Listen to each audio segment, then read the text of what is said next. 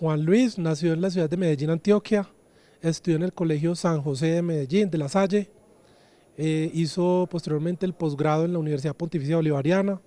También fui deportista mucho tiempo, fui atleta, corría 400 metros con vallas por la selección Antioquia y participé en muchos certámenes.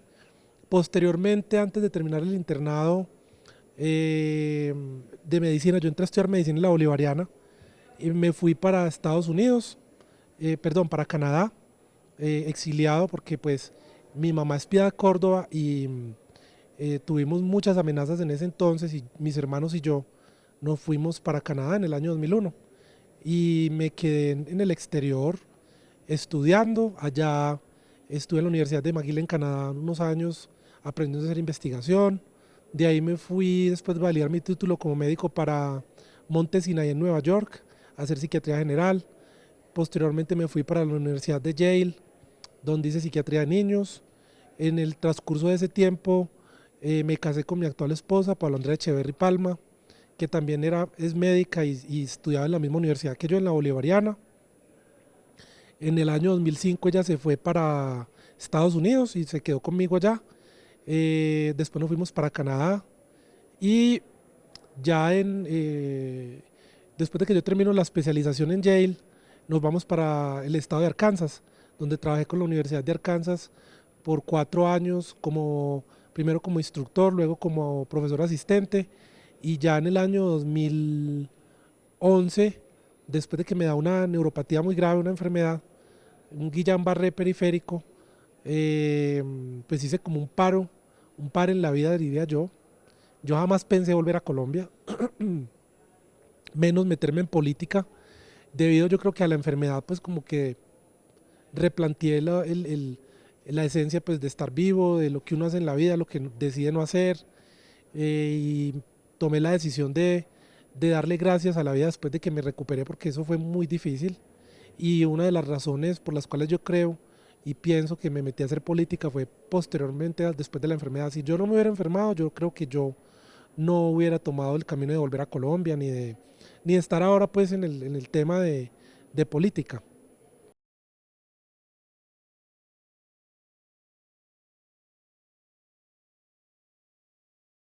La infancia de nosotros fue muy anómala porque no teníamos casi amigos. Yo le contaba una historia muy, muy charra a alguien, graciosa, y es que mi hermano y yo, nosotros vivíamos en Conquistadores, en la época de Pablo Escobar, y mamá hubo una época en la que pues promovió la ley de extradición, tenía un discurso muy fuerte contra los narcotraficantes, y en esa época pues hacían muchos atentados, ponían muchas bombas, y mi hermano y yo, que dormíamos en una pieza que quedaba hacia la derecha, extremo derecho de la casa, poníamos un cartel, una cartulina en la puerta con una flecha que decía: aquí no duerme Piedad Córdoba, ella duerme allá, y poníamos la flecha indicando hacia la habitación de ella. Hubo mucho tiempo que dormíamos debajo de la cama e incluso la habitación mía quedaba al frente de la casa, la ventana daba hacia el frente de la casa, y mi papá siempre me decía que tenía que dormir en las habitaciones de atrás porque si tiraban una granada o pasaba cualquier cosa, pues la única habitación que quedaba al frente de la casa era la mía y que de pronto me pasaba algo. No teníamos casi amigos, siempre con escoltas, y fue bastante complejo, o sea, una época muy difícil.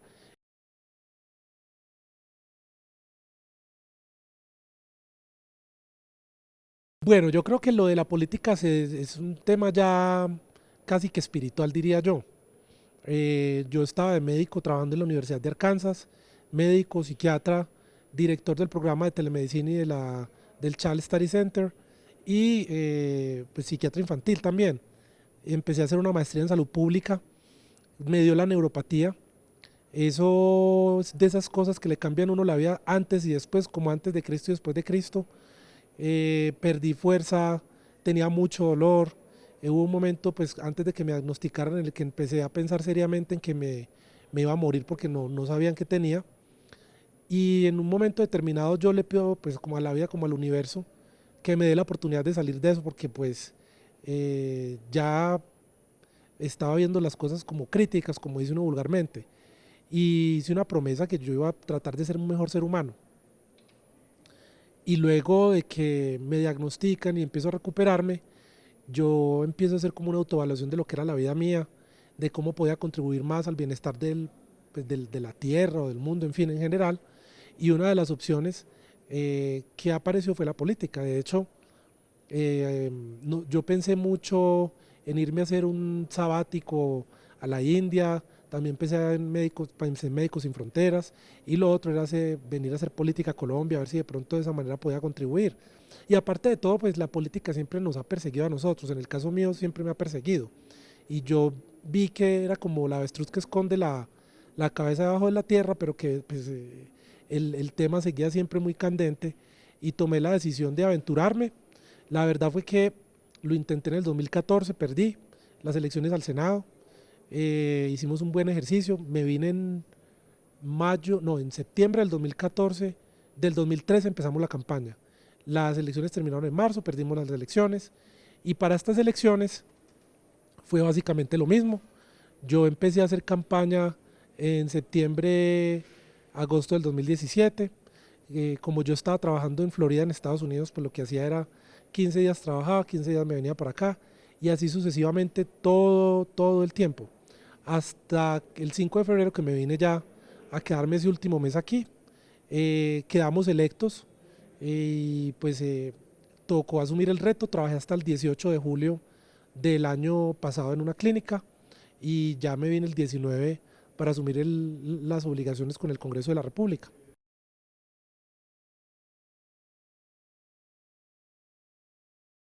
Yo, si hubiera sido por la historia de lo que mamá vivió como política, no, jamás me hubiera metido en esto.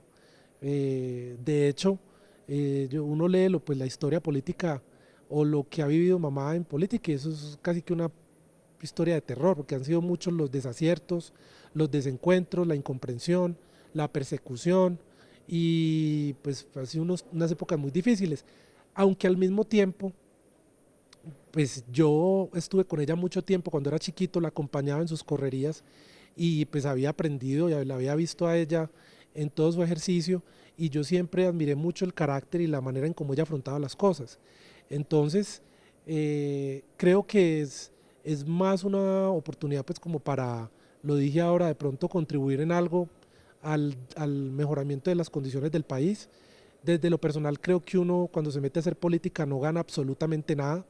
Eh, pues contrario a lo que la gente piensa, es un ejercicio muy difícil cuando se hace con juicio, bastante complicado, hay que estudiar mucho, y son más las dificultades que trae que los beneficios. Entonces no, esa parte que yo vi de ella, pues de lo que le implicaba el sacrificio personal antes, yo creo que aterroriza a cualquier persona. Sin embargo, la posibilidad de dejar una huella, de hacer alguna cosa con la vida de nosotros, que es efímera, porque uno eventualmente se tiene que morir, y lo que queda son las obras que uno logró realizar en la vida. Y vuelvo y lo repito, yo creo que estoy seguro que esa experiencia que tuve me, me mostró la limitante pues de la vida, lo que es el tiempo que tenemos en esta tierra, y me mostró pues que hay maneras de dejar huellas y hacer cosas antes de irnos de aquí.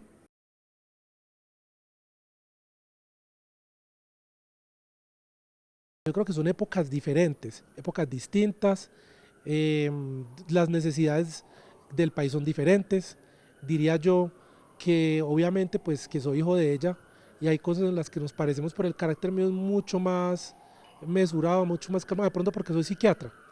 Entonces tomo las cosas con mucho más calma.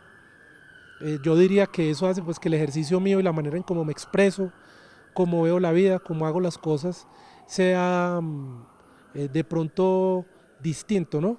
Diferente.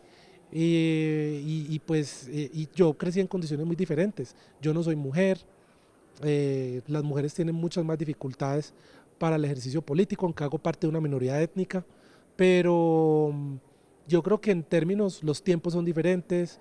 Yo no soy mujer, tuve muchas más ventajas que las que tuvo ella cuando era una niña.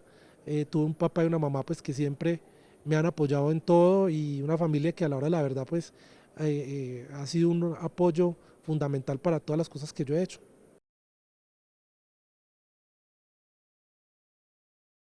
Logramos la tutela del río Cauca, donde le dan derechos al río Cauca. Es un río que es sujeto de derechos. Apenas hay 4 ríos en el mundo con este tipo de distinción. Logramos presentar unos proyectos de ley de medidas saludables, de los cuales uno ya está en ponencia en primer debate, el de lactancia materna, hay otro que es la ley de residentes, de internos, perdón, que también está ya, pasó primer debate, está para discutir en plenaria. Hemos hecho 2 debates de salud en plenaria, hemos hecho varias audiencias públicas, hemos recorrido el país prácticamente, hemos hecho constancias e intervenciones acerca de las problemáticas de las regiones más olvidadas del país, de Buenaventura, del Chocó, de La Guajira, en fin.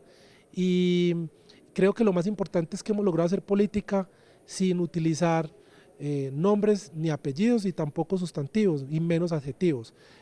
Comunicarse y decir las cosas que están mal sin insultar a nadie, sin generar polarización, que creo que lo necesita el país, pero de ya, yo creo que como psiquiatra diría yo que esa es uno de los principales problemas que tiene el país es la violencia, y no solamente física sino verbal, porque es la que la precede. Y en ese orden de ideas, pues yo lo que he tratado es de hacer política de manera distinta y diferente, y tratar de hacer intervenciones muy técnicas, centradas en los temas que necesita el país, y siempre con mucha coherencia con lo que pensamos que debe ser pues la construcción de este país que llamamos Colombia.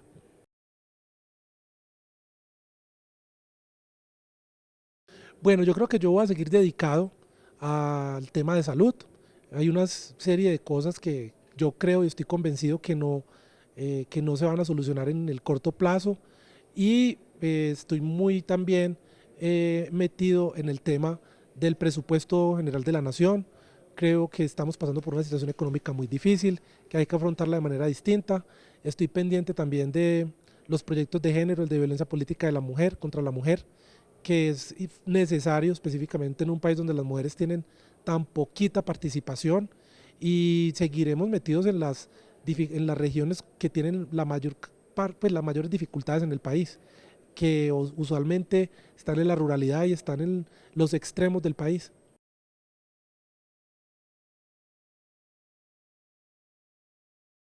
Cada día trae su afán. Yo creo que esto ha sido una experiencia muy enriquecedora. La verdad, pues no he tomado la decisión de si continuar o no en el Congreso. Eso es algo que en su momento pues lo miraré, y no sé, yo pues estoy viviendo como cada día a la vez, ¿no? Son demasiadas cosas, y todavía no he tenido tiempo como de pensar a futuro más o menos qué haría, pero estoy haciendo todo lo necesario pues para hacer un trabajo bueno en el Congreso de la República.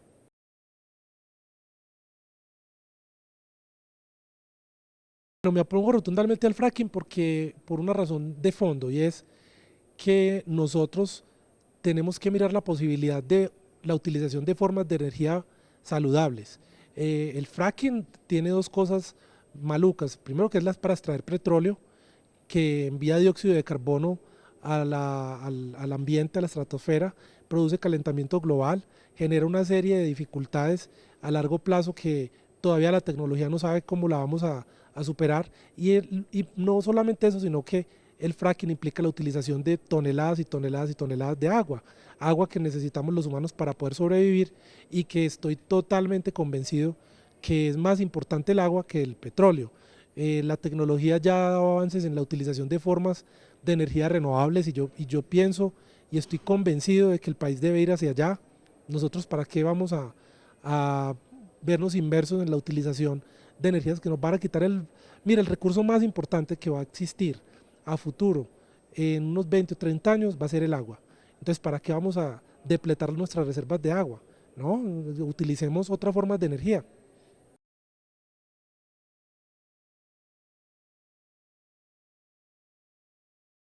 El paquete de medidas saludables es una respuesta del legislativo para tratar de hacer algo que el sistema de salud colombiano no tiene, y es un modelo enfocado en la promoción y la prevención en salud.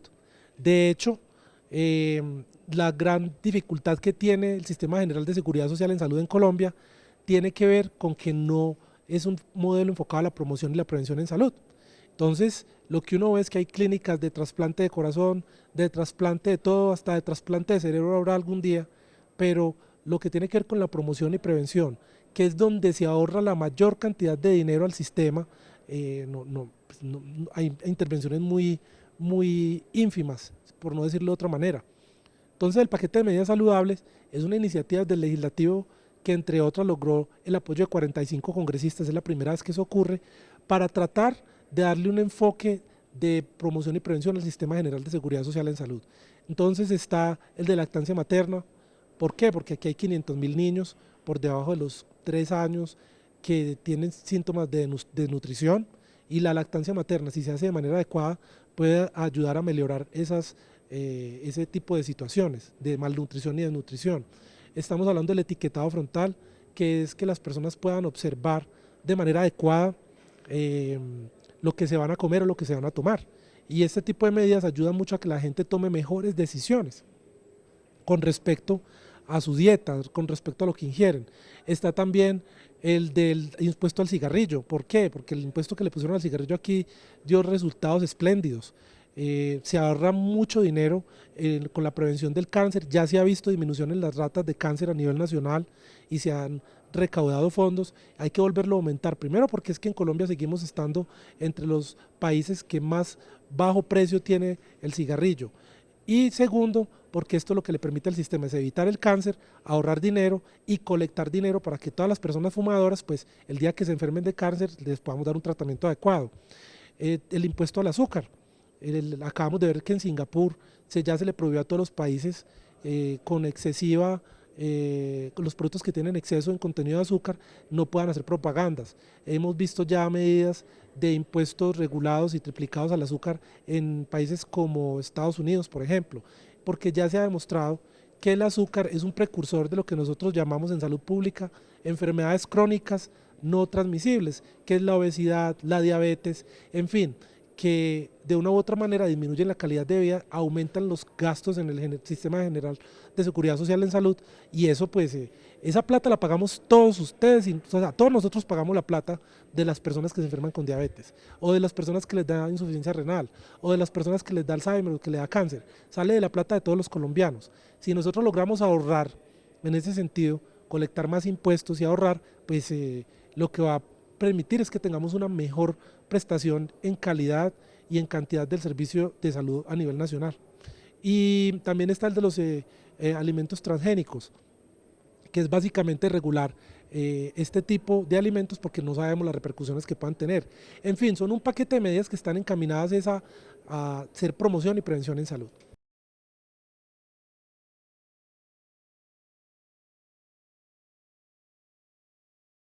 Mire, yo creo que la vida son memorias.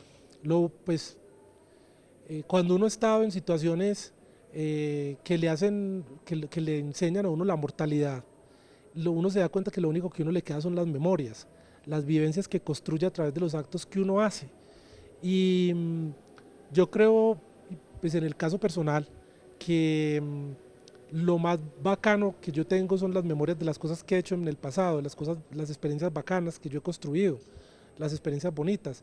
Para mí esta experiencia de estar en el Senado, más allá de las madrugadas, de la ingratitud, del desgaste, del estar separado de la familia, es la memoria de haber entrado a un grupo muy selecto de ciudadanos que tienen la oportunidad de hacer cosas por su país y de contribuir al futuro de su país, y son memorias que en el caso mío pues han sido muy agradables, estar aquí, conocer tanta gente, dar discusiones de cara al país. Eso a mí me parece muy enriquecedor, y pues son memorias que me quedan a mí para el resto de la vida mía y para el resto de las personas que me quieren y me rodean, que de una u otra manera pues hacen fuerza porque uno le vaya bien. Entonces eso es lo que a mí me queda, esas memorias, esos recuerdos, y que para mí son excepcionales. En este año y medio, yo me acuerdo la primera vez que hablé en el Congreso, como me temblaba la voz, el miedo, el susto, y ahora con la tranquilidad que hablo al frente pues, de todos los otros senadores, porque yo jamás había estado en el ejercicio pues, de la política. Entonces yo creo que es la memoria, el haber podido mirar cómo he crecido desde el punto de vista personal haciendo algo que no estaba acostumbrado a hacer, y de contribuir en lo que se pueda para que este país sea mejor.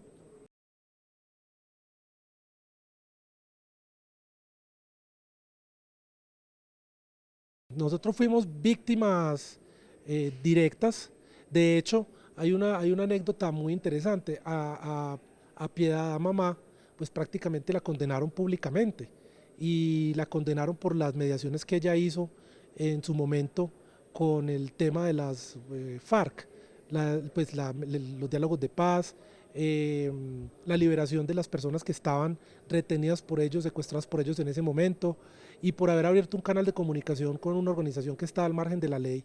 Y bueno, el caso fue que ella quedó inmersa en medio de una guerra, diría yo, inmersa en medio de una situación bastante compleja, y eso para nosotros fue muy difícil porque a través de los medios se presentó a los medios y el Estado en ese entonces. De hecho hubo una demanda hace poco que ella ganó, que ganamos, porque hasta yo fui declarado víctima, donde básicamente se demuestra que hubo una campaña de persecución política orquestada desde el gobierno en ese entonces en contra de ella y de la familia. A mí me siguieron hasta en Estados Unidos, según los documentos que han sido desclasificados, a toda mi familia. eh, Se orquestaban campañas en Facebook, con libros, con de todo, para hacerla ver como que ella era de la guerrilla. Y lo que uno percibe como ciudadano del común, que era yo en ese entonces, es la violencia y la agresión de la gente por el engaño que hicieron. Yo creo que la polarización lo que hace es que despierta las emociones más primarias en todos, emociones que no están mediadas por la razón, que generan más violencia, que generan más dificultades, y por eso yo jamás hablo de nadie sin tener una justificación absolutamente convincente, y por eso yo evito los nombres, por eso evito los apellidos, por eso evito los sustantivos, por eso evito los adjetivos, porque eso genera mucho dolor, eso genera mucha herida, y yo creo que el país no necesita eso. Lo digo yo, que lo viví en persona. ¿Cuántas veces no me dijeron a mí guerrillero, o me dijeron cosas que yo llevaba de Colombia por fuera como 15 años, y todavía cuando uno se encuentra con ciertas personas asumen posturas que uno jamás, de cosas que uno jamás ha hecho, y que es un desconocimiento pero total de la vida mía o la vida de mi familia, y que se llegó a eso porque eso es lo que hace la polarización, es la generación de la violencia a través de las emociones. Sí, claro, yo creo que sí, yo creo que, eh, mire, guardar odio dentro de uno mismo es darle el poder a las otras personas para que estén dentro de la cabeza de uno todo el tiempo. O sea, si uno se la pasa pensando acerca de una persona que le hizo daño, se desgasta dándole poder a situaciones que no valen la pena. Mirar hacia el pasado es como ir manejando un carro y estar mirando hacia atrás y no ve el camino que viene y se mantiene uno estrellando. Eso es muy dañino, pues como psiquiatra. Eso es de las cosas que uno tiene que superar. Si uno no supera eso, no puede vivir. Y yo no me considero una víctima. A la hora de la verdad, pues sí nos pasaron cosas muy malas, pero para mí la vida continuó. Yo fui capaz de avanzar, de superar, de estudiar, de hacer las cosas que tenía que hacer para seguir adelante, como todos los seres humanos lo hacemos en la vida normal. Eh, yo creo que hubiera sido muy triste si a mí, a raíz de las cosas que me pasaron, se me hubieran troncado mis estudios, mi vida normal, no hubiera sido capaz de continuar con el crecimiento que tenemos todos los seres humanos. Entonces, eso sí han sido situaciones muy complejas, diría yo que hasta traumáticas, pero que a través del amor de la familia, del cariño, de la posibilidad de uno ver otras cosas, que es lo más importante, pues se superaron o se han ido superando.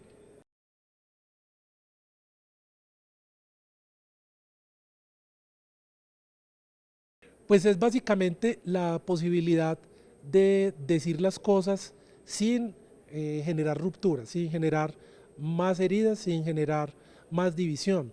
Es la posibilidad de uno decirle a la otra persona, mire, usted está equivocado, y no decirle, hijo de tantas, usted se robó tal cosa y por usted, porque eso lo que hace realmente es generar más rupturas, más divisiones, y no conlleva ninguna solución duradera en el país.